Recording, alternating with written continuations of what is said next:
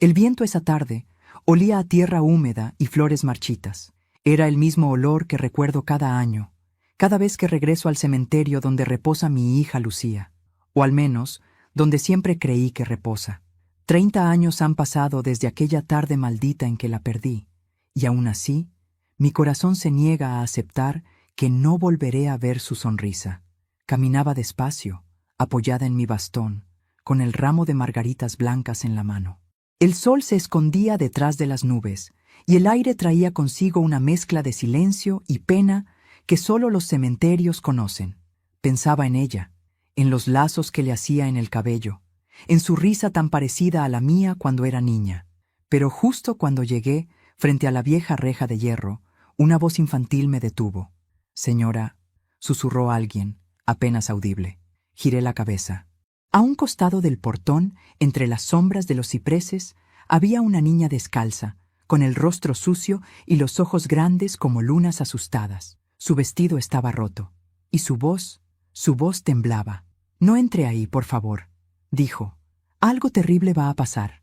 Por un instante, pensé que era una de esas niñas de la calle que piden limosna, inventando historias para ganar compasión. Le sonreí con dulzura. «No te preocupes, pequeña», le respondí. «Solo vengo a dejar flores a mi hija». Ella dio un paso atrás, negando con la cabeza. «No, señora, no hoy. Hoy no». Me quedé inmóvil. Había algo en su mirada que no era simple miedo. Era como si supiera algo que yo ignoraba. «¿Cómo te llamas?», pregunté. «Ana», respondió sin vacilar. «¿Y qué haces aquí, Ana?». Bajó la mirada. «Espero a mi mamá, pero ella nunca viene». El silencio que siguió me apretó el pecho. La brisa helada me rozó la cara. No sé por qué, pero algo dentro de mí me dijo que debía escucharla. Así que, en lugar de entrar, me senté en el banco frente al portón y esperé. Pero antes de continuar, quiero hacerte una invitación muy especial. Suscríbete al canal y deja tu me gusta. Esto me ayuda a ver que me apoyas y disfrutas de mis historias. Y comenta aquí abajo desde qué ciudad nos estás viendo. Ahora, continuemos. Media hora después, justo cuando el sol se escondió del todo, lo vi. 3 hombres con abrigos oscuros cruzaron el portón del cementerio. No llevaban flores, llevaban palas. Mi corazón comenzó a latir con fuerza. Los observé desde lejos, tratando de entender qué hacían allí a esa hora.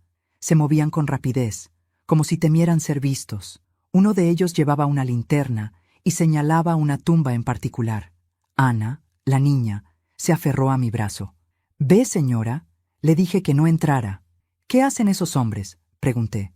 «No lo sé, pero vienen seguido, y siempre van al mismo lugar». Mi garganta se secó. La linterna de los hombres iluminó una lápida vieja, con letras gastadas por el tiempo. Me incliné hacia adelante, tratando de leer desde la distancia, y entonces lo vi. El nombre grabado en la piedra. María Aguirre. Mi mismo apellido. Un escalofrío me recorrió la espalda. «No puede ser», murmuré. No conocía a ninguna María Aguirre enterrada allí. Y sin embargo, los hombres comenzaron a cavar justo sobre esa tumba, en la oscuridad, con una prisa desesperada. La niña me jaló del brazo. «No mire más, señora». «¿Por qué? ¿Qué hacen?». «Porque si nos ven, van a venir por nosotras». Sus palabras me helaron la sangre. El sonido del metal golpeando la tierra se mezclaba con el murmullo del viento y el crujir de las ramas. De pronto, uno de los hombres gritó algo, y los otros se detuvieron. Habían encontrado algo. Vi cómo levantaban una caja de madera, pequeña, con cuidado, como si contuviera algo frágil o peligroso. Uno de ellos la abrió, y un resplandor débil, a su lado, iluminó sus rostros. No sé qué era, pero ninguno de ellos volvió a hablar. Solo la cerraron rápidamente y se marcharon con ella. Ana, aún a mi lado, empezó a llorar. «Otra vez», susurró. «Siempre vienen y se la llevan». «¿A quién, Ana?». La niña me miró con los ojos llenos de lágrimas. «A la señora que está en esa tumba». «Pero…». Me detuve. «Esa tumba tiene mi apellido». Ana asintió. «Por eso vine a buscarla. Porque usted también pertenece a esa tumba». Mi cuerpo se paralizó. Por un momento creí que el corazón se me detendría. La niña soltó mi brazo y corrió hacia los árboles, perdiéndose entre la niebla. Quedé sola frente al cementerio cerrado, con el eco de sus palabras clavado en el pecho. Usted también pertenece a esa tumba. Esa noche no dormí. Y aunque intenté convencerme de que todo había sido una coincidencia, en lo más profundo de mi alma supe que algo se había movido. Algo que había estado enterrado por 30 años y que ya no quería seguir bajo tierra. Esa noche el sueño no llegó. El sonido de las palas golpeando la tierra seguía repitiéndose en mi cabeza como un eco sin fin. Cada vez que cerraba los ojos, veía los rostros de esos hombres y la pequeña caja que habían desenterrado. Pero lo que más me atormentaba era la voz de la niña. Usted también pertenece a esa tumba. A la mañana siguiente, apenas amaneció, decidí volver al cementerio. El aire estaba más frío y una neblina espesa cubría los caminos de grava. El guardia de la entrada, un hombre de bigote gris y mirada cansada, me observó con curiosidad. Señora, el cementerio no abre hasta las 9. Solo quiero hacer una pregunta, le respondí. ¿Sobre quién? Sobre mi hija, Lucía Aguirre. El hombre buscó en un viejo cuaderno, pasando las páginas amarillentas. Frunció el ceño. ¿Año del entierro? 1993. Pasaron unos segundos de silencio. No hay ninguna Lucía Aguirre aquí. Eso no puede ser, dije, sintiendo que la sangre me abandonaba el rostro. He venido cada año, por 30 años. Esa tumba está en la tercera fila, junto al muro norte. El hombre negó con la cabeza. No hay registro, señora. Tal vez se equivoque de cementerio. No, grité. Yo misma la vi bajar al ataúd. Yo estuve allí. El hombre me miró con compasión, pero su tono no cambió. Si quiere, puedo revisar los archivos antiguos. Pero muchos se perdieron en el incendio del 2005. El mundo se me vino encima. No solo habían removido la tumba, habían borrado a mi hija de los registros. Caminé igual hacia la tercera fila, desoyendo al guardia. El lugar estaba revuelto, la tierra removida, las flores que había dejado la tarde anterior desaparecidas. Solo quedaba el hueco húmedo donde la lápida debía estar. Y al fondo, una piedra nueva con otro nombre tallado, María Aguirre. Mis manos temblaban. Me arrodillé y pasé los dedos sobre las letras, todavía frescas. El cincel había sido usado hace poco. 30 años de visitas, de oraciones, de lágrimas, y de pronto mi hija había sido reemplazada por una desconocida. Sentí una presencia detrás. Giré la cabeza. Ana estaba allí, de pie, con los pies descalzos y la misma ropa rota de la tarde anterior. Te dije que no entraras, susurró. ¿Por qué? ¿Quién hizo esto? La niña bajó la mirada. Ellos. ¿Quiénes son ellos? Los que vienen de noche. Los que cambian los nombres. Su voz me heló la sangre. Se acercó, extendiendo su mano sucia y pequeña, y señaló la tumba. Ella no se llama María. Entonces, ¿quién está ahí? Una mujer que robó su lugar. La confusión me devoraba.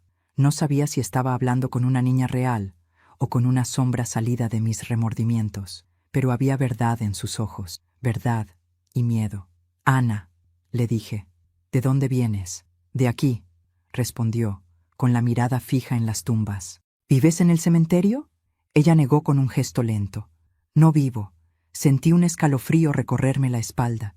Intenté tocarla, pero dio un paso atrás. No me busque de día, señora. Solo vengo cuando Lucía llora. Mis labios temblaron. ¿Lucía? Sí, ella me llama. ¿Dónde está? Ana levantó la mirada hacia el muro del fondo, donde el sol no entra, donde nadie la visita.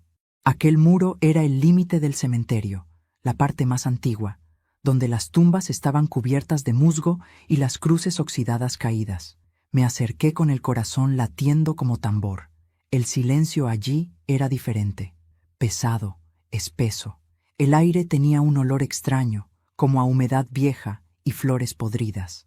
Entre las lápidas encontré algo que no debería estar allí, un ramo de flores frescas, las mismas margaritas blancas que yo había dejado en la tumba de Lucía el día anterior. Debajo, un pedazo de tela blanca manchada de barro. La levanté. Era parte del vestido que Lucía usó el día de su entierro, el mismo encaje que yo misma había cosido con mis manos. Mi cuerpo temblaba entero. Miré alrededor. Nadie. Solo Ana, de pie junto a una cruz torcida, observándome en silencio. Te dije que no vinieras, repitió. ¿Qué significa esto, Ana? que Lucía no está donde tú crees. ¿Dónde está entonces? La niña dio media vuelta y se perdió entre la niebla, dejando su voz flotando en el aire. Búscala donde nadie mira. Regresé al portón y busqué al guardia, pero ya no estaba. La caseta estaba vacía y la taza de café sobre la mesa seguía humeando. Era como si se hubiera desvanecido. Sentí que el suelo me fallaba. A lo lejos, las campanas de la iglesia marcaron las 6. El viento sopló con fuerza y las hojas secas giraron a mi alrededor. En el suelo, junto a mis pies, apareció algo que no estaba antes. Una pequeña cruz de madera con mi nombre grabado. Susana Aguirre. Fecha de nacimiento, 1955. Fecha de fallecimiento, en blanco. Caí de rodillas, el corazón desbocado. No supe si gritar o llorar. Tomé la cruz con las manos y la apreté contra mi pecho. Y en ese instante, juré que encontraría la verdad, aunque me costara la vida, aunque me costara la cordura. Porque algo o alguien estaba intentando borrar no solo a mi hija, sino a mí también. Esa tarde juré no volver más al cementerio, pero las promesas son débiles cuando el corazón arde de incertidumbre. El alma de una madre no sabe rendirse, y la mía, después de 30 años, acababa de despertar. Durante todo el día, traté de convencerme de que lo ocurrido era producto de mi imaginación. La niña, los hombres, la tumba reemplazada, mi nombre grabado en una cruz. Quizá, pensé, la edad empieza a jugar con mi mente, pero en el fondo sabía que no era locura, era advertencia. Cuando el sol cayó, tomé una linterna, una pala y una vela. Me cubrí con un abrigo oscuro y salí sin avisar a nadie. El guardia del cementerio no estaba. Desde el día anterior no lo había vuelto a ver, así que salté la pequeña reja lateral y entré. El silencio era absoluto. Solo se oía el crujir de mis pasos sobre las hojas secas. Las lápidas brillaban débilmente bajo la luna. Me dirigí hacia la tumba donde antes descansaba mi hija. El aire allí olía distinto, más espeso, como si la tierra misma respirara. Encendí la vela y la coloqué sobre el hueco donde ahora decía María Aguirre. La cera empezó a derretirse lentamente. Me arrodillé, pasé la mano por la tierra y sentí algo duro bajo los dedos. Cavé con cuidado, apartando la tierra húmeda con las uñas. Entonces lo vi.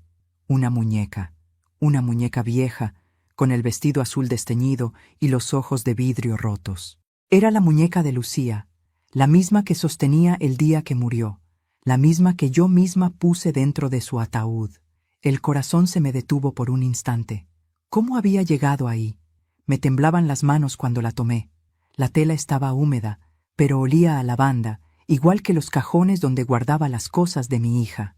De pronto, el viento sopló con fuerza y la llama de la vela se apagó. Todo quedó oscuro. Y entonces lo escuché. Un susurro. Mi nombre. ¡Susana! Sentí el aire helado rozarme el cuello. Giré la linterna, iluminando a mi alrededor, pero no había nadie. Solo las sombras alargadas de los cipreses. El susurro volvió, más claro esta vez.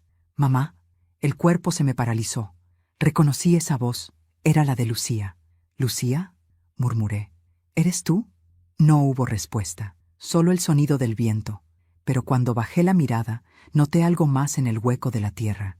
Un pequeño medallón de plata, cubierto de barro. Lo limpié con la manga del abrigo y casi se me escapó de las manos al ver lo que contenía. Dentro, una fotografía mía con Lucía, tomada el día de su cumpleaños número 8. El mismo medallón que desapareció con ella en el accidente. No pude contener el llanto. Caí de rodillas, abrazando la muñeca y el medallón contra mi pecho. El dolor, contenido durante tantos años, brotó como un río, y en medio de mi llanto escuché pasos detrás de mí, pasos suaves, casi flotantes. Giré. Ana estaba allí. Su rostro, pálido bajo la luz de la luna, tenía una expresión triste, casi maternal. «Te dije que no la buscaras», susurró. «¿Por qué? ¿Qué me estás ocultando?». Ana se acercó y la linterna iluminó su rostro. Sus ojos no eran del todo humanos. Eran de un color grisáceo, profundo, como el agua quieta de un pozo. «Porque ella no descansa», dijo. «¿Quién? ¿Lucía?» «Sí, no está en paz». «¿Por qué?» Ana bajó la cabeza. Porque alguien la cambió de lugar. Mis labios temblaron. ¿Quién la cambió?, pregunté con desesperación. Los hombres que vinieron de noche, dijo. Ellos no roban tumbas por dinero. Roban recuerdos, borran nombres. Y Lucía tenía un nombre demasiado puro para dejarlo aquí.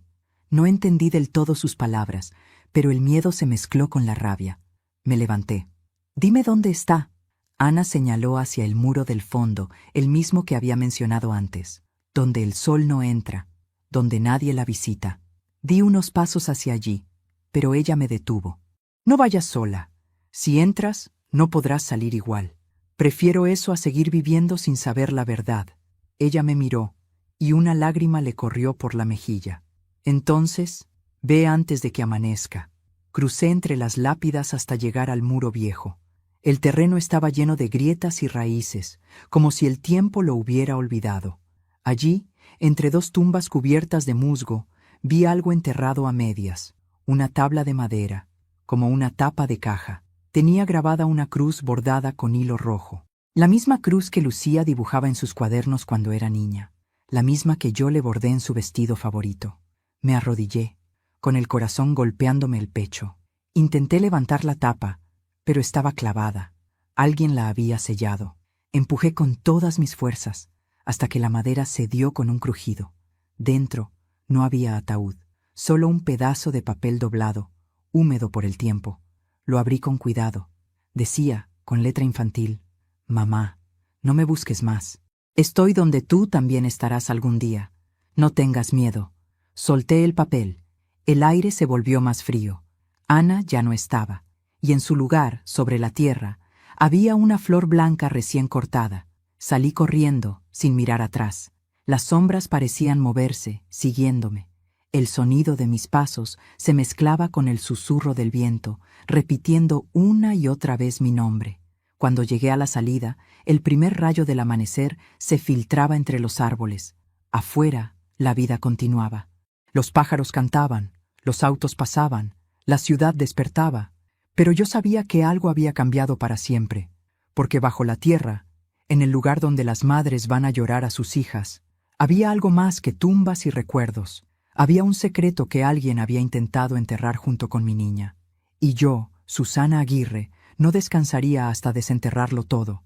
Amanecí con los ojos hinchados y las manos entumecidas. No había dormido ni un minuto. Sobre la mesa estaban la muñeca de Lucía, el medallón y el papel con su letra, aquel que decía, «Mamá, no me busques más, estoy donde tú también estarás algún día». Las palabras me daban vueltas en la cabeza. ¿Quién había escrito eso? ¿Mi hija? ¿Alguien imitando su letra? No podía quedarme de brazos cruzados. Tenía que seguir el rastro.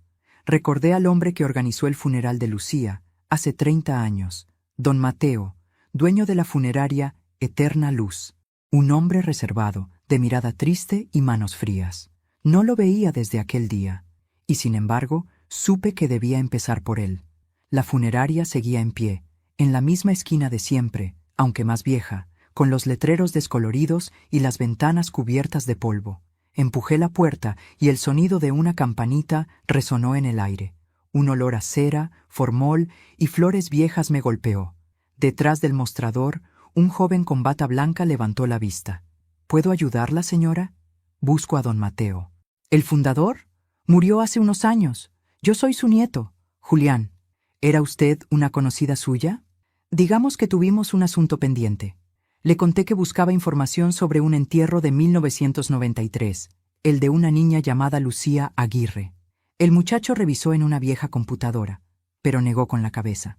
No hay registros digitales tan antiguos, pero mi abuelo guardaba archivos físicos en el sótano. ¿Puedo verlos?, pregunté, sin dudar. No se permite el acceso, señora. Por favor, supliqué. Es mi hija. El joven dudó un momento, pero la desesperación en mi voz lo convenció. Tomó una linterna y me guió por un pasillo estrecho hasta una puerta de metal oxidada. La abrió con una llave vieja y bajamos una escalera húmeda y oscura. El sótano olía a madera podrida y polvo.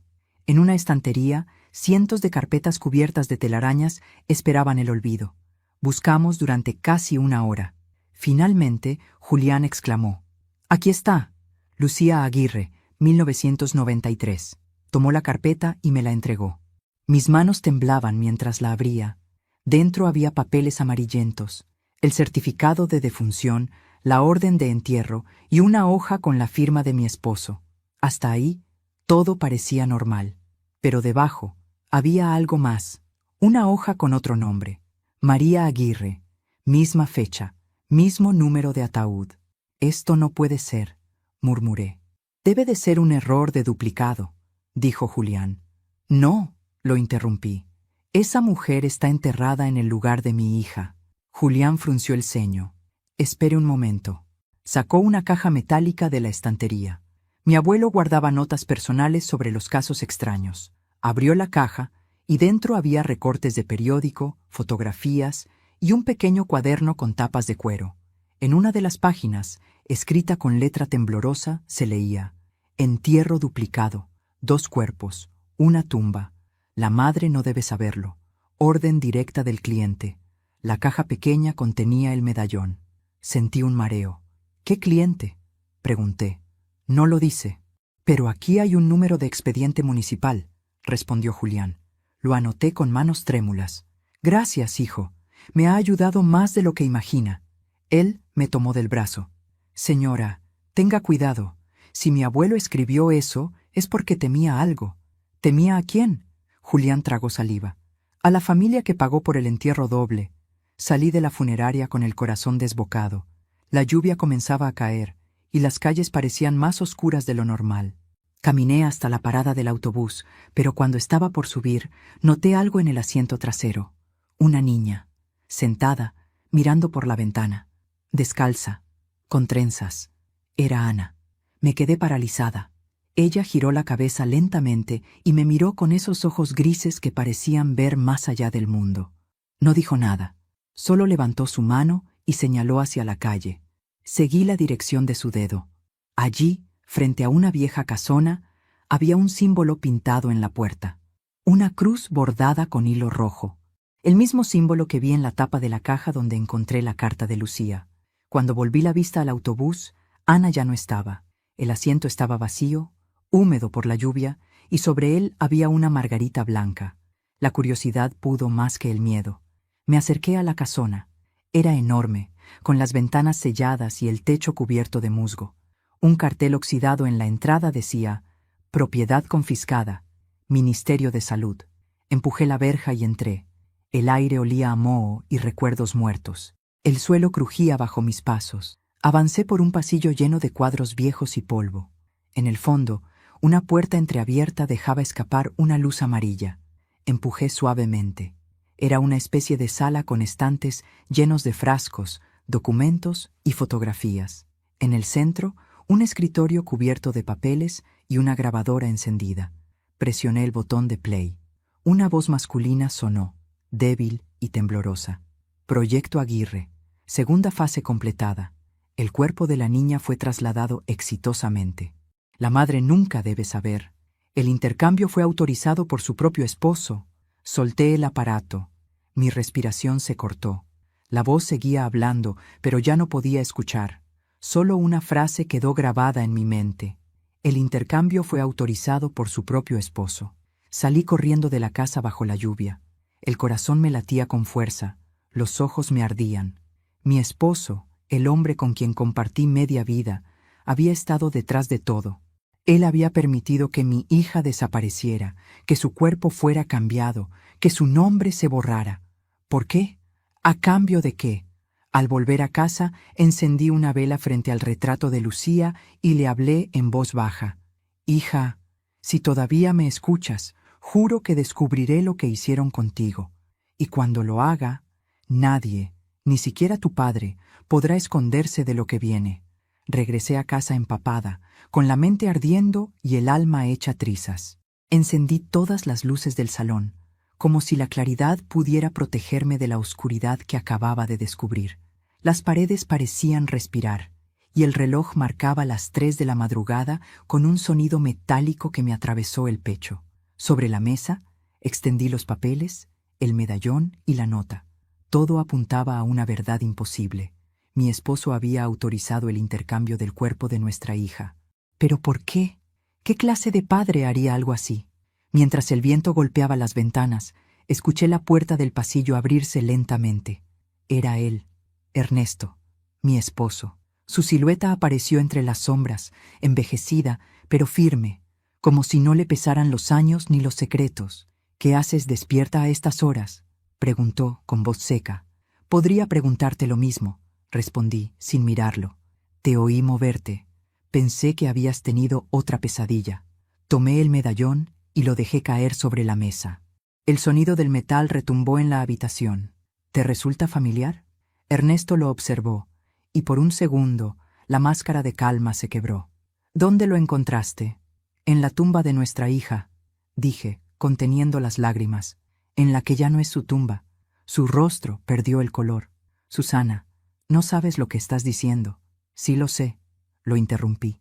«Sé que alguien cambió su cuerpo, sé que borraron su nombre, y sé que tú lo permitiste».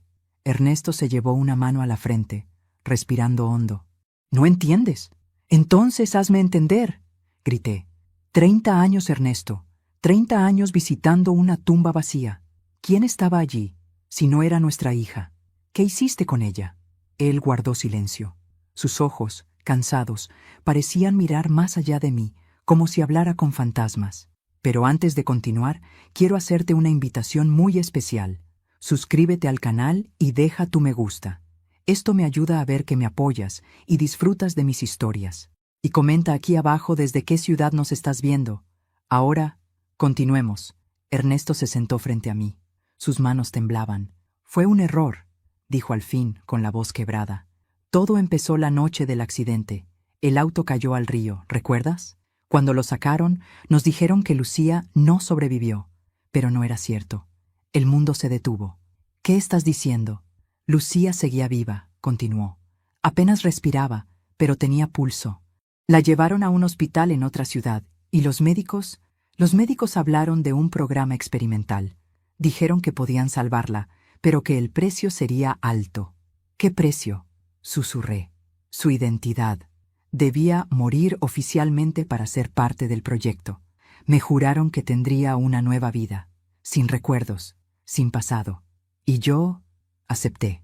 Las lágrimas me quemaron los ojos. «¿La entregaste? ¿Entregaste a nuestra hija a unos desconocidos?». «Lo hice para salvarla», dijo, pero su voz sonó más a excusa que a verdad. «Tenía miedo de perderla. No soportaba verte destruida». Lo abofeteé con todas mis fuerzas. El golpe resonó seco. «No tenías derecho. Era mi hija también. La tuya, la mía, la de ambos», susurró. «Pero ellos no eran personas comunes. Ese símbolo, el de la Cruz Roja, pertenecía a una organización que trabaja con cuerpos, con almas. No sé cómo explicarlo». «Explícalo», le exigí. Ernesto bajó la mirada. «Después del intercambio, me hicieron firmar documentos. Prometí no hablar nunca. Si lo hacía, ¿qué? Si lo hacía, tú morirías». El silencio que siguió fue insoportable. Mis lágrimas ya no eran de dolor, sino de furia. «Y por eso preferiste callar 30 años», dije con amargura. «Me dejaste llorar frente a una tumba vacía, mientras ellos se reían de mí». Ernesto me miró con desesperación. «Lucía está viva, Susana». «¿Qué? No sé dónde, pero lo está. El hombre de la funeraria me lo confirmó antes de morir. La niña que viste, Ana. ¿Qué pasa con ella?». «Es parte del mismo experimento». Sentí que el aire me faltaba, el rostro de Ana, su voz, sus ojos grises. Todo cobró sentido. No era una niña cualquiera. Era el reflejo de algo que Lucía dejó atrás. Una sombra, un eco. «Ernesto, dime la verdad. Lucía fue separada en dos. Su cuerpo siguió en un lugar, su alma en otro.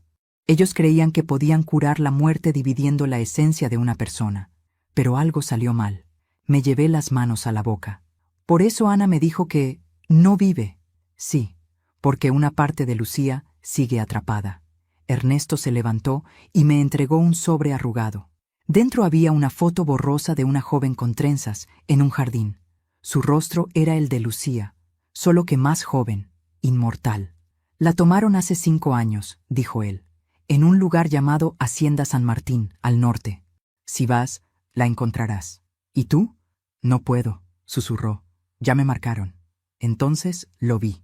En su muñeca, bajo la manga, tenía grabado el mismo símbolo, una cruz roja cosida a la piel. Esa noche, mientras él dormía en el sillón, empaqué mis cosas, la foto, el medallón y la nota. Dejé una carta sobre la mesa. No me importa si tengo que cruzar el infierno. Si Lucía sigue en este mundo, la traeré de vuelta.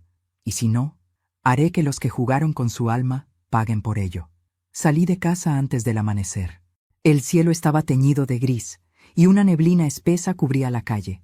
Caminé sin mirar atrás, y mientras el viento soplaba, juré en silencio. Lucía, hija mía, espérame, ya voy. El viaje al norte fue largo y silencioso. El paisaje se volvía más árido conforme el autobús se alejaba de la ciudad. El cielo, gris como una sábana vieja, parecía observarme con indiferencia. Tenía la foto de Lucía apretada entre mis manos. Su sonrisa, tan parecida a la de antes, me daba fuerza, pero también miedo. Miedo de que al final del camino descubriera algo peor que la muerte.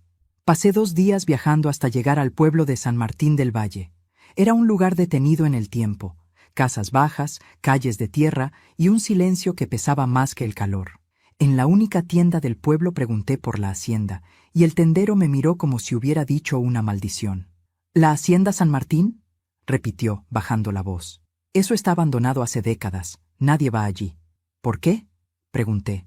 Porque dicen que los que entran no salen igual. No respondí. Compré una linterna, agua, un poco de pan, y seguí el camino que él me señaló, flanqueado por álamos secos y muros cubiertos de hiedra. Cuando el sol empezó a ocultarse, la vi. Una construcción inmensa, de muros descascarados, con las ventanas rotas y una torre en ruinas que parecía vigilarlo todo. Sobre el portón, aún visible entre el polvo, un emblema tallado, una cruz bordada con hilo rojo. Entré empujando el portón, que chirrió como si se quejara. El aire olía a humedad y hierro oxidado. Dentro, las paredes estaban cubiertas de fotografías antiguas, documentos médicos, recortes de periódicos amarillentos. En uno de ellos, un titular me heló la sangre. Proyecto Vida Eterna. Médicos afirman haber detenido el envejecimiento celular. Reconocí un nombre entre los firmantes: Ernesto Aguirre, mi esposo, el traidor. Las lágrimas me nublaron la vista. Seguí caminando entre las habitaciones vacías. En cada una había camillas oxidadas, jeringas, tubos conectados a máquinas silenciosas, y, en el suelo, juguetes antiguos, muñecas, pelotas, cuadernos, niños. Había habido niños allí. En una de las paredes, escrita con tiza blanca, una frase repetida una y otra vez: «No nos dejes aquí, mamá». Avancé hasta el fondo del pasillo. Una puerta metálica con un letrero colgante decía: «Sala de conservación». Empujé y entré. El aire era más frío. El zumbido de una vieja lámpara parpadeante llenaba el silencio. Había una fila de cápsulas de cristal cubiertas por polvo. Dentro de una de ellas, un cuerpo, pequeño, con un vestido blanco. Me acerqué temblando. La linterna iluminó el rostro. No era Lucía, pero se parecía, tanto que sentí que el alma se me desprendía del cuerpo, el cabello, las facciones. Era como si la hubieran copiado, un clon, un intento fallido de imitarla. Sobre la cápsula había una placa metálica: Sujeto A02, Lucía Aguirre, fase experimental incompleta. Me llevé las manos al rostro y grité. El eco resonó por todo el edificio. Un sonido de pasos respondió desde el pasillo. Apagué la linterna y me escondí tras una mesa. Los pasos se acercaban, lentos, pesados. Una luz oscilante iluminó la entrada. Una voz de hombre murmuró: «Sabía que vendrías, Susana». Reconocí la voz al instante. Ernesto. Él avanzó, con el rostro demacrado, las ojeras profundas y una expresión que mezclaba culpa y locura. «No debiste venir aquí», dijo. «Me mentiste toda la vida», grité. «Dijiste que la habías salvado». Y lo hice, pero no como imaginabas. «¿Qué le hiciste, Ernesto? ¿Qué hiciste con nuestra hija?» Ernesto miró las cápsulas. No podía perderla. Ellos me prometieron que podría duplicar su esencia. ¿Duplicar? Sí. Una Lucía viva, otra eterna. Una para este mundo, otra para el siguiente. Eso es monstruoso. Era la única forma, susurró. Pero fallamos. La Lucía viva escapó. La eterna quedó atrapada aquí. Mis piernas flaquearon. ¿Dónde está? ¿Dónde está mi hija? Él me entregó una carpeta arrugada. Dentro había una dirección y una foto de una mujer adulta con la misma mirada dulce de mi niña. Se llama Laura ahora, dijo. Vive bajo otro nombre, pero ya no recuerda nada de ti. Una ráfaga de viento apagó la lámpara, y en la oscuridad escuchamos un susurro. «Papá». Ernesto se giró. La voz venía de la cápsula. La figura dentro del cristal movió un dedo. Sus ojos se abrieron lentamente. «Mamá», grité. Ernesto corrió hacia ella, pero antes de tocar el vidrio, éste se quebró con un estruendo. Un líquido espeso se derramó por el suelo. El cuerpo dentro comenzó a disolverse, como si se fundiera con el aire. «¡No!», rugió Ernesto. No era así como debía terminar. La figura extendió una mano transparente hacia mí. Su voz era un suspiro. «Gracias por venir, mamá. Ya no me duele». Y desapareció. Ernesto cayó de rodillas. Yo me acerqué temblando. La cruz roja que llevaba en la muñeca comenzó a arderle. Él gritó, mientras el símbolo se consumía, dejando una marca oscura en su piel. «¡Nos castigaron!», exclamó. «No debimos jugar con la vida». Lo arrastré fuera, bajo la lluvia. La hacienda ardía detrás de nosotros, como si el fuego hubiera esperado 30 años para cobrar su deuda. Cuando llegamos al camino, Ernesto se desplomó. Su respiración era débil. «Susana», murmuró, «dile a Lucía que la amé, aunque la perdí». Sus ojos se apagaron. La cruz roja en su muñeca se desvaneció por completo. Me quedé sola, de rodillas, con la foto de Laura en las manos. El fuego iluminaba el horizonte, y supe que no había terminado, porque si mi hija seguía viva, aunque sin memoria, yo la haría recordar. Esa noche, mientras caminaba bajo la tormenta, volví a escuchar la voz de Ana. «Ya la liberaste, señora», susurró. «¿Y tú?», pregunté. La niña sonrió, triste. «Yo soy lo que quedó de ella, pero ahora puedo descansar», y se desvaneció entre la lluvia. El amanecer me encontró caminando sin rumbo, con el cuerpo empapado y el corazón destrozado. La hacienda ardía a mis espaldas, sus paredes colapsaban en silencio, y con cada crujido del fuego sentía que se quemaba también una parte de mí. El olor a madera y ceniza se mezclaba con la lluvia, creando una atmósfera irreal, como si el mundo se deshiciera junto con mis recuerdos. En mis manos temblorosas sostenía la carpeta que Ernesto me había entregado antes de morir. Dentro, además de la foto, había una dirección escrita a mano: Clínica Santa Lucía, Ciudad de Lerma. Y una frase, tachada y casi ilegible: Proyecto Vida Eterna. Caso 02. Sujeta L.A. Laura Aguirre, pensé, pronunciando en voz alta el nombre que ahora reemplazaba al de mi hija. Lucía había muerto para el mundo, pero Laura vivía.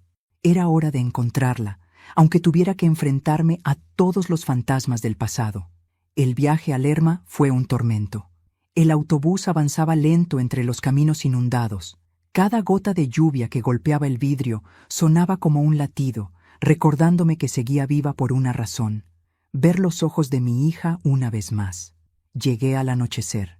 La ciudad era pequeña, de calles empedradas y faroles antiguos. Pregunté por la clínica y una mujer mayor, con delantal blanco, me señaló el camino. «Queda al final de la colina. Pero ya no es una clínica», me dijo, bajando la voz. «¿Cómo que no? Ahora es un centro de investigación privada. Nadie entra allí». La desconfianza en su mirada me confirmó que seguía el camino correcto. Esperé a que oscureciera por completo, y subí la colina bajo la llovizna. La antigua clínica era un edificio gris, rodeado de alambrados y cámaras. En el portón, un cartel metálico decía: Fundación Renacer, Investigación Genética y Memoria Celular. Las letras se parecían demasiado a las que había visto en los documentos de la Hacienda San Martín.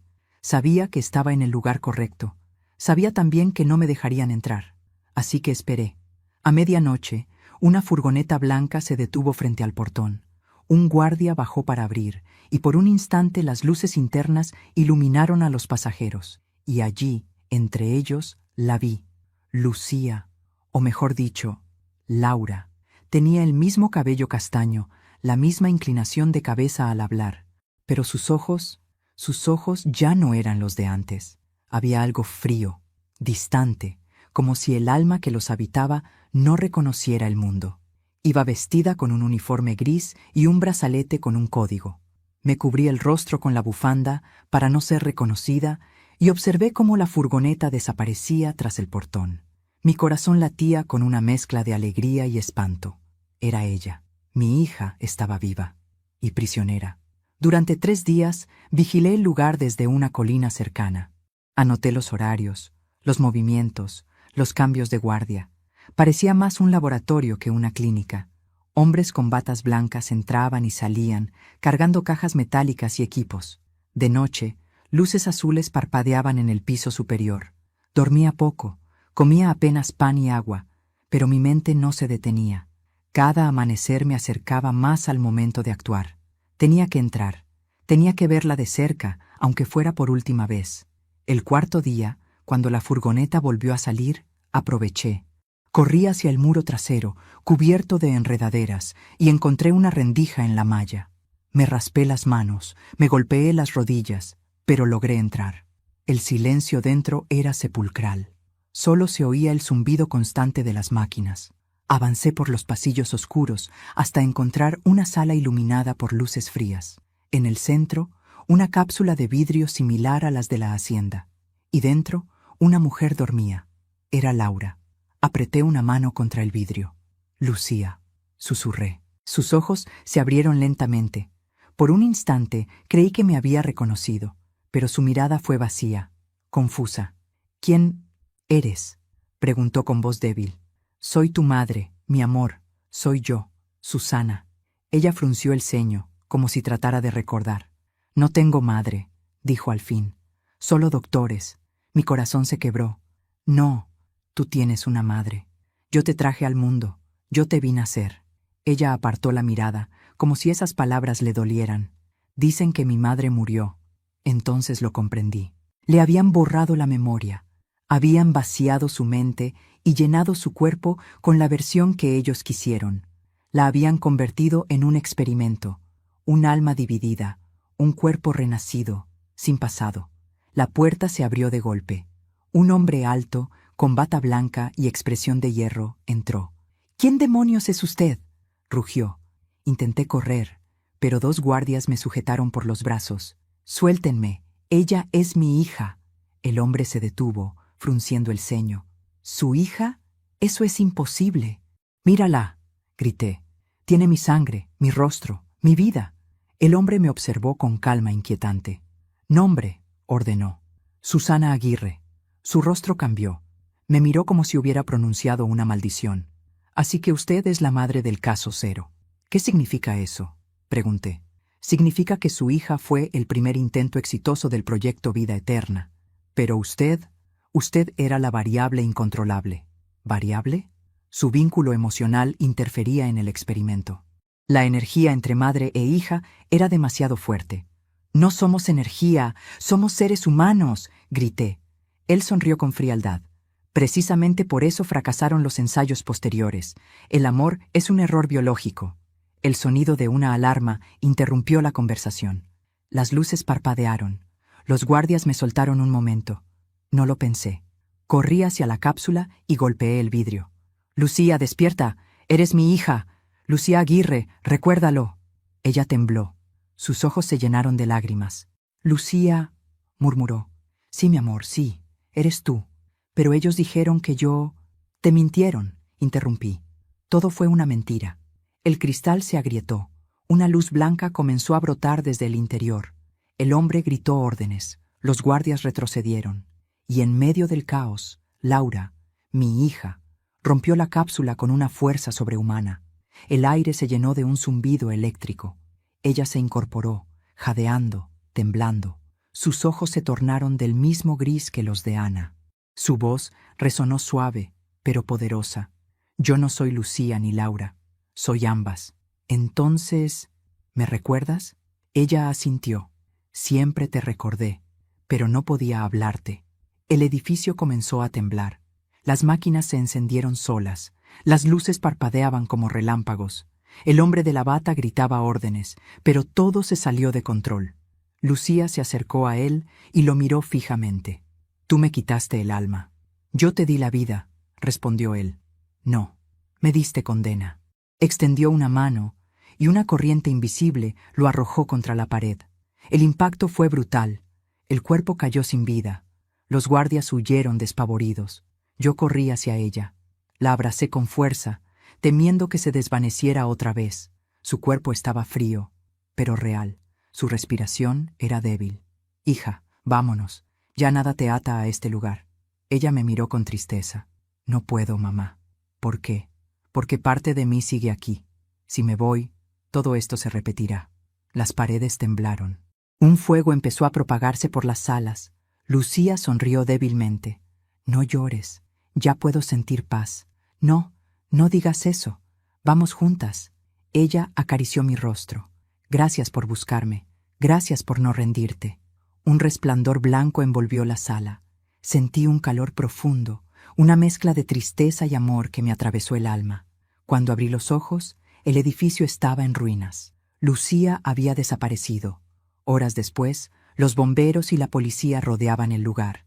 Dijeron que todo fue un accidente eléctrico, pero yo sabía la verdad. Entre los escombros encontré el medallón. Dentro, una nueva foto.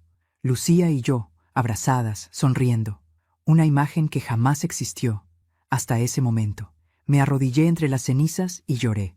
No de dolor, sino de alivio. Mi hija, de alguna manera, me había devuelto un pedazo de ella. Un último adiós, un cierre. Y mientras el sol nacía sobre las ruinas de la Fundación Renacer, supe que la promesa que le hice aquella noche, «No descansaré hasta encontrarte», se había cumplido. Lucía no estaba viva en este mundo, pero tampoco muerta. Estaba libre. Caminé colina abajo, con el medallón sobre el pecho, escuchando una voz que el viento parecía traerme desde lejos. «Te veré, mamá, cuando las flores vuelvan a crecer». Y por primera vez en 30 años sonreí. Han pasado 3 años desde aquella noche en la Fundación Renacer. A veces, cuando despierto antes del amanecer, el silencio del mundo me recuerda el eco de su voz. «Te veré, mamá, cuando las flores vuelvan a crecer». Y entonces entiendo que algunas despedidas no terminan con la muerte, sino que se transforman en semilla. Desde que todo ocurrió, he cambiado de ciudad. Vivo en una pequeña casa en el campo, lejos del ruido y las sombras del pasado. Los vecinos creen que soy una viuda tranquila que pasa las tardes bordando o regando su jardín. Nadie imagina la historia que me trajo hasta aquí, ni el peso que todavía llevo en el pecho. El jardín, ese pequeño espacio detrás de mi casa, se ha convertido en mi refugio. Allí planté margaritas, girasoles y lirios blancos, las flores favoritas de Lucía. Cada mañana, mientras las riego, hablo con ella. Le cuento lo que he soñado, lo que me duele y lo que todavía me hace sonreír. A veces, juro que el viento me responde. La primera primavera que pasé aquí fue la más dura. Cada pétalo que nacía me recordaba lo que había perdido. No podía evitar pensar en Ernesto, en su locura disfrazada de amor, en la traición que destruyó a nuestra familia, y sin embargo, en mis noches de soledad, me descubrí perdonándolo. Sí, lo perdoné. No por él, sino por mí, porque comprendí que el odio es una cárcel más profunda que cualquier laboratorio. Ernesto no actuó por maldad, sino por miedo. El miedo a perder lo que más amaba lo llevó a perderlo todo, y en ese reflejo vi también mis propias culpas, mi silencio, mis ausencias, mi fe ciega en que el amor bastaba para proteger a los nuestros. El amor, lo aprendí demasiado tarde, no siempre salva, pero sí redime cuando se mantiene puro, incluso después de la tragedia. Una tarde de otoño, mientras recogía las hojas secas del jardín, encontré algo enterrado junto a las raíces de un rosal. Era una pequeña caja de madera, vieja, cubierta de tierra. La abrí con cuidado y dentro había una nota doblada. La caligrafía era inconfundible, la de Lucía. «Mamá, si algún día encuentras esto, significa que finalmente aprendiste a mirar hacia abajo, donde la vida comienza de nuevo. No llores más. No me busques en las tumbas ni en los retratos. Estoy en cada cosa viva que crece a tu alrededor. y cuando vuelvas a sonreír sin culpa, sabrás que estoy contigo. Las lágrimas me nublaron la vista. Caí de rodillas sobre la tierra y lloré, no de tristeza, sino de alivio. Por primera vez en décadas, entendí lo que mi hija había querido decir aquella última vez. Cuando las flores vuelvan a crecer. Era eso, la vida, el renacer. Desde ese día, juré vivir no para recordarla con dolor, sino para honrarla con amor. Poco a poco, los años comenzaron a suavizar el peso de los recuerdos. Mis manos, marcadas por el tiempo, siguen bordando. Pero ya no coso vestidos ni manteles, sino pañuelos con frases que me recuerdan que sigo viva. Uno de ellos dice: el amor no muere, solo cambia de forma. Otro, el que guardo bajo la almohada, tiene bordada una cruz roja, como las que marcaron nuestra historia. No como símbolo de dolor, sino de aprendizaje. Cada hilo que atraviesa la tela es una oración silenciosa, una manera de decirle al universo que lo perdono, que lo entiendo, que ya no guardo rencor. A veces, los vecinos pasan por mi jardín y me dicen que nunca vieron flores crecer tan rápido. Yo sonrío y no respondo. No sabrían cómo explicarles que no soy yo quien las cuida, sino ella, que cada amanecer siento su presencia como una brisa tibia que me acaricia el cabello, que cuando el sol cae, una sombra pequeña se sienta junto a mí y escucho una risa lejana, la misma de mi niña de 8 años. Hace unas semanas recibí una carta sin remitente. El sobre estaba sellado con cera roja. Dentro, solo una fotografía. Una joven de pie frente a un campo de lirios blancos. Tenía mi mirada, mi sonrisa, y en su cuello, el medallón que yo había perdido entre las ruinas de la Fundación Renacer. Detrás de la foto, una frase: gracias por dejarme ir, mamá. Ahora soy libre. No supe si fue un milagro o una broma del destino. No sé si alguien la encontró, si renació de verdad, o si aquella imagen era solo un consuelo de los que ya no pertenecen a este mundo. Lo único que sé es que, desde entonces, duermo en paz, porque ya no necesito pruebas, no necesito verla, tocarla, ni siquiera oír su voz. Su presencia está en todas partes, en el perfume de las flores, en el canto de los pájaros, en el silencio de las noches en calma. Mi hija está viva donde el amor no muere. Hoy tengo 68 años. Camino lento, pero firme. Cada paso que doy me recuerda los kilómetros que recorrí para entender que la vida no se trata de lo que perdemos, sino de lo que aprendemos a soltar. Hay días en que mi cuerpo me duele, pero ya no me quejo. Cada cicatriz, cada arruga, es una historia escrita por la mano de Dios, y entre todas ellas hay una línea invisible que me une a Lucía. A veces, cuando el sol cae detrás de las montañas, cierro los ojos y escucho su voz. Ya no llora, ya no suplica, solo me dice: te lo dije, mamá. Las flores volvieron a crecer. Esta noche, el cielo está despejado, la luna brilla sobre el jardín, y el aroma de las flores llena el aire. Me siento en el viejo banco de madera, el mismo donde ella jugaba de niña, y abro el cuaderno donde escribo desde hace meses. No sé si algún día alguien leerá estas páginas, pero las escribo igual, como quien deja migas de pan para que otros encuentren el camino. Escribo porque quiero que el mundo recuerde que el amor de una madre no conoce fronteras, ni siquiera las de la muerte. Escribo porque hay mujeres, en algún rincón, que lloran a sus hijos perdidos sin saber que ellos siguen vivos en cada acto de bondad, en cada flor que florece, en cada sonrisa que regalan a los demás.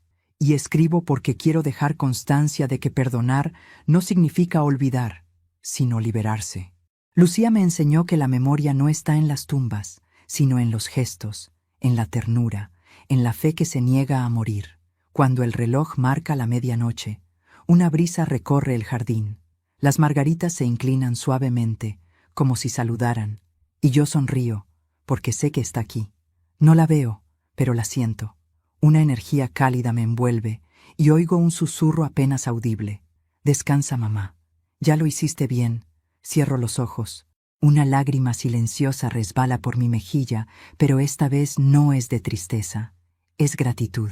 Gratitud por haberla tenido, por haberla buscado, por haberla encontrado en lo más profundo de la pérdida. gratitud por entender que la muerte solo separa cuerpos, no almas. El viento sopla una última vez, y el medallón que llevo colgado sobre el pecho brilla bajo la luna. Dentro ya no hay foto, solo una pequeña semilla blanca. La planto bajo el rosal, junto a la carta que ella me dejó. Y mientras cubro la tierra, murmuro: hasta pronto, hija mía. Mañana, cuando el sol vuelva a salir, las flores de mi jardín abrirán otra vez sus pétalos. Y yo también, porque aunque el cuerpo envejezca y los recuerdos duelan, siempre hay algo dentro que renace cuando se ama sin medida. Y si tú, que estás viendo o escuchando esta historia, has perdido a alguien, quiero decirte algo desde lo más profundo de mi corazón. No están lejos, siguen aquí, mirándote, acompañándote en silencio. El amor no termina en la tumba, el amor continúa en ti. Así que no apagues la luz de tu alma por el dolor. Deja que florezca, como yo dejé florecer la mía, porque tarde o temprano, las flores siempre vuelven a crecer. Pero antes de despedirme, quiero hacerte una invitación muy especial. Suscríbete al canal y deja tu me gusta. Eso me ayuda a seguir compartiendo estas historias que tocan el corazón. Y cuéntame en los comentarios desde qué ciudad nos estás viendo, qué te pareció esta historia y qué habrías hecho tú en mi lugar. Yo soy Susana Aguirre y esta fue mi historia. Una historia de amor, pérdida y redención. Una historia que me enseñó que la vida no termina con la muerte, sino cuando dejamos de amar. Y mientras la cámara se aleja lentamente del jardín iluminado por la luna, una sola margarita florece en primer plano, y una voz en el viento susurra suavemente: mamá, ya puedes descansar. Las flores han vuelto a crecer.